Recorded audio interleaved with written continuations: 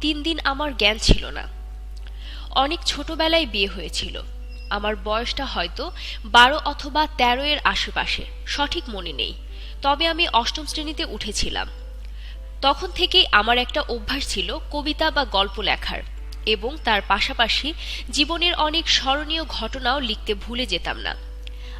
আর সেই জীবন কাহিনীর পাতা থেকে আমার জীবনের একটা ঘটনা আপনাকে বললাম, যা মনে হলে আজও ভয়ে আমার রাতের ঘুম হারাম হয়ে যায়, ভয়ে আমার গা কাটা দিয়ে ওঠে। আজও ভুলতে পারি না সেই কষ্টের দিনগুলো। নিজের কষ্টের কথাগুলো এভাবেই জানাচ্ছিলেন নওগাঁ কলেজে পড়ুয়া একজন, যিনি অনুরোধ করেছেন তার নামটি গোপন রাখতে।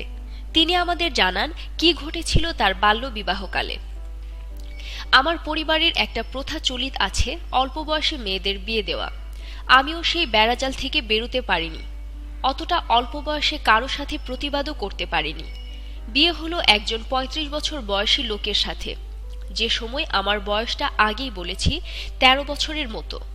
বিয়ে করে আমার স্বামী আমাকে নিয়ে গেল তাদের বাড়িতে। বুঝতাম না বিয়ের কোনো প্রথা, বিয়ে হলে কি করতে হয়, স্বামীকে কিভাবে খুশি করতে হয়, কোনো কিছুই বুঝতাম না। বিয়ের পরে শ্বশুর বাড়িতে গিয়ে বসে থাকলাম সন্ধ্যাবধি। একের পর এক গ্রামের মানুষ আমাকে দেখতে আসছে, তাদের সালাম দিতে হচ্ছে। অনেকে এসে পরিচয় হচ্ছে, আমি এ হই, আমি সে হই ইত্যাদি। এরপর সন্ধ্যা গড়িয়ে রাত নামলো। আমাকে নিয়ে যাওয়া হলো খাওয়ানোর জন্য। তারপর নিয়ে গেল ঘরে, যে ঘরটি সুন্দর করে ফুল দিয়ে সাজানো ছিল। আমি কিছুক্ষণ বসে থাকলাম। তারপর আমার স্বামী নামের লোকটি ঘরে আসলো, দরজা বন্ধ করে দিল। আমি তখনও ভয় পাইনি, কারণ বুঝতেই পারিনি আমার সাথে কি হতে চলেছে। তারপর তিনি আমার কাছে এসে বসল। কোনো কথা বলেনি আমার সাথে। আমাকে বিছানায় শোয়ায়ে আমার গায়ের সমস্ত কাপড় খোলার সময় অনেক বাধা দিয়েছিলাম। কোনো কাজ হলো না, মিলিত হলো শারীরিক সম্পর্কে। প্রথমে এতটাই কষ্ট পেয়েছিলাম যে সেই মুহূর্তে মনে হলো পুরো পৃথিবী আমার উপর ভেঙে পড়ছে। তারপর বলতে পারবো না কি হয়েছিল, কারণ আমি সেই রাতের পর থেকে প্রায় 3 দিন অজ্ঞান ছিলাম। জ্ঞান ফেরার পর জানলাম আমি আমার বাড়িতে আছি। আমার স্বামী সহ আমার শ্বশুর বাড়ির কেউই আসেনি আমাকে দেখার জন্য। সুস্থ হওয়ার পর আবার আমার বাবা আমাকে পাঠালো সেখানে। আর তারপর থেকে শুরু হলো আমার উপরে অত্যাচার। কারণ দিনের বেলায় ঘরের কোনো কাজ পারতাম না, তাই অত্যাচার করত শাশুড়ি ননদেরা। আর রাতে স্বামীর শারীরিক অত্যাচার। কাউকে কিছু বলতে পারতাম না, কারণ আমার বাড়ির মানুষেরা মনে করে স্বামীর ঘরে নারীর জন্য সব। আমার সম্পর্কে একটু উল্টা কথা আমার স্বামীর কানে গেলেই সে আমাকে অনেক মারধর করত। 2-3 মাস পরে জানতে পারলাম আমি গর্ভবতী।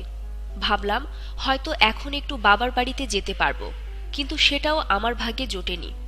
বিয়ের পর থেকে আমার স্বামীর বাড়ির লোকজন আমার বাবার বাড়িতে আসা বন্ধ করে দিয়েছিল। গর্ভবতী হওয়ার পর আমার উপরে অত্যাচার আরও বেড়ে গেল।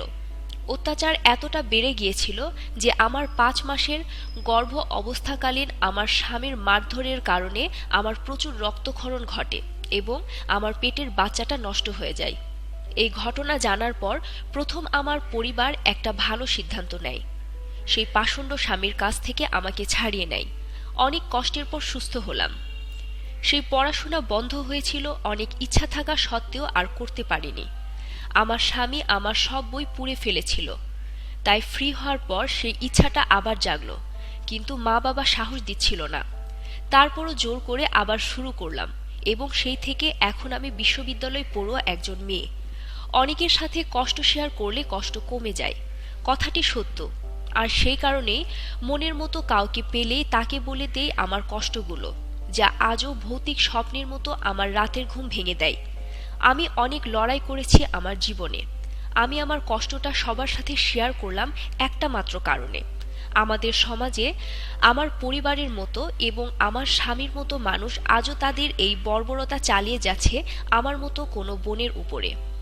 সেই মুখোশধারী কাপুরুষদের হাতে যেন আর কোনো বোনের বলি না ওঠে, সেই সচেতনতা জাগাতে আমি আমার কষ্ট তুলে ধরলাম সবার কাছে।